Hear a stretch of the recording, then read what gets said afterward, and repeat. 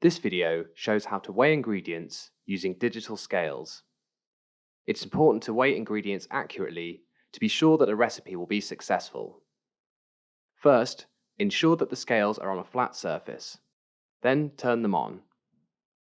Pop a bowl on the scales and press 0. Carefully spoon in the ingredients, such as flour, whilst keeping an eye on the weight displayed on the scale.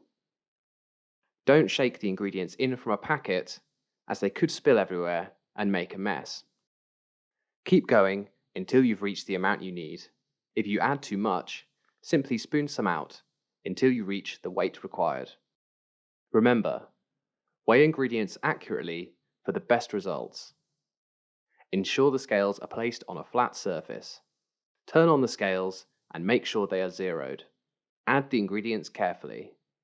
And stop when you have the right amount.